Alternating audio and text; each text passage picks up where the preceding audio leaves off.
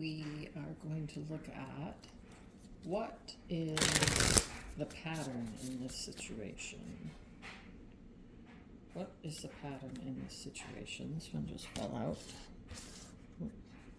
What is the pattern in this situation? So there is something that you keep experiencing and you want to make a change, but you're not quite sure what the pattern is. Sometimes it's hard to have that perspective when we're in the thick of things. What is the pattern? What is the pattern? Oh, these are upside down. What is the pattern? I don't read cards upside down. I don't know how to read cards upside down. What is the pattern? Okay. We have patience. Oh, let's make this a little. There we go. We have patience, wisdom, merriment, and choices.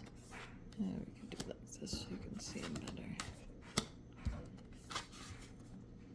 That's kind of cool looking. Okay. So what is the pattern?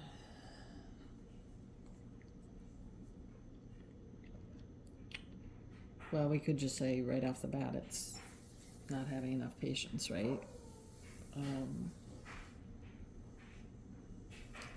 It's either not having enough patience or being too patient, right? Let's see. Okay, so patience comes with wisdom, right? Actually, I just experienced it the other day, rather my lack of patience.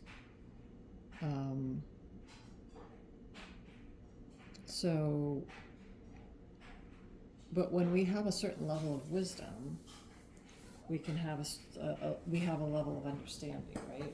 Once we've reached a certain level of wisdom or understanding, it's easier to be patient in the situation, right? It's easier to look at things from all sides. It's easier to understand, well, maybe that person's just having a bad day, or maybe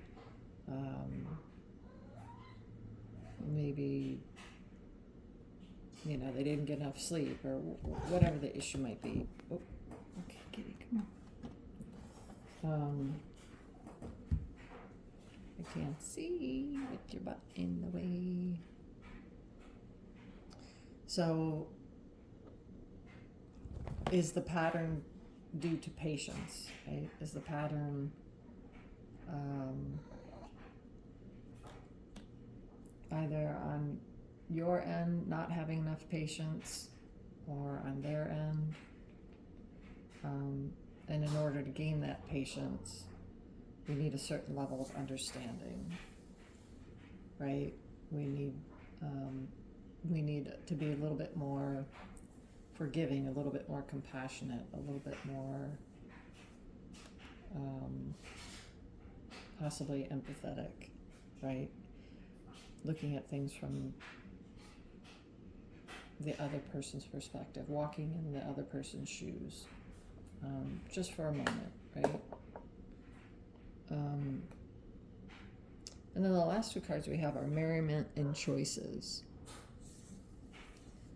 And we all have choices, right? We all have choices of, we can choose to be happy, we can choose to be joyful.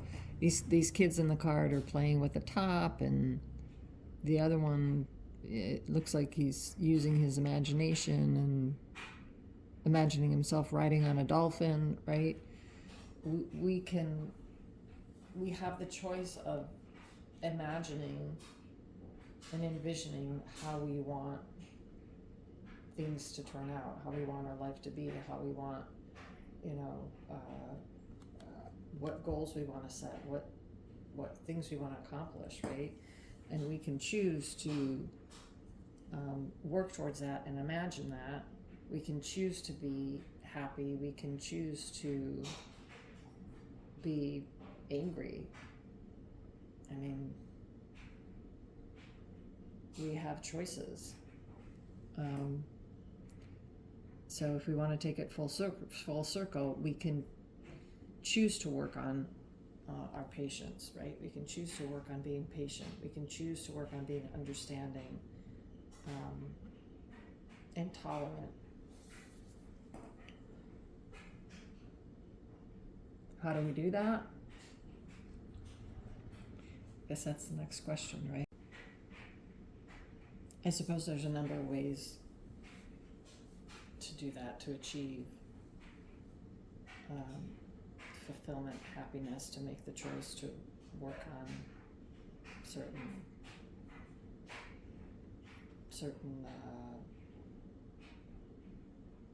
patterns, certain qualities, right, that we want to change within ourselves. The easiest one for me is meditation, adopting a meditation practice, right? Because once we can still our mind, still our emotions, once we can get into a more connected space, we tend to be not so reactionary. We tend to be a calmer, more peaceful person. And just on a side note, you don't need to still your mind to be able to meditate, right? That's kind of a byproduct of meditating. Once you do it long enough, you're able to reach that state of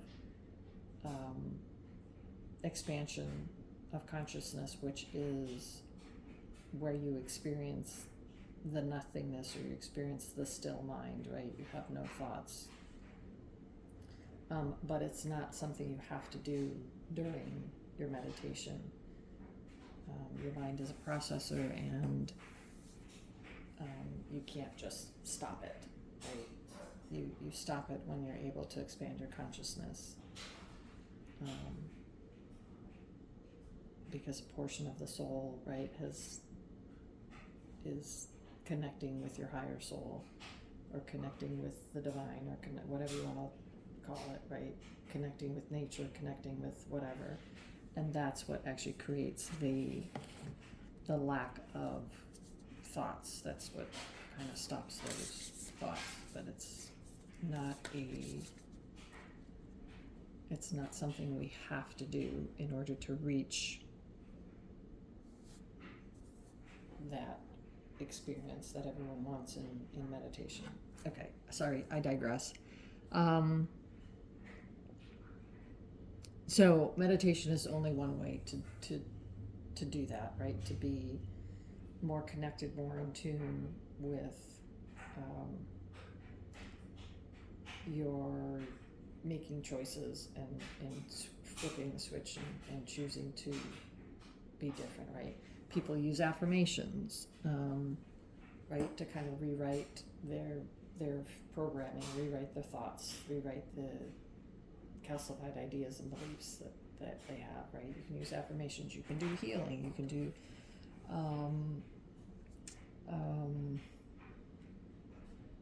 just physical exercise to get rid of the energy that's stagnant and stuck and keep holding you back from choosing to be in a better state, right?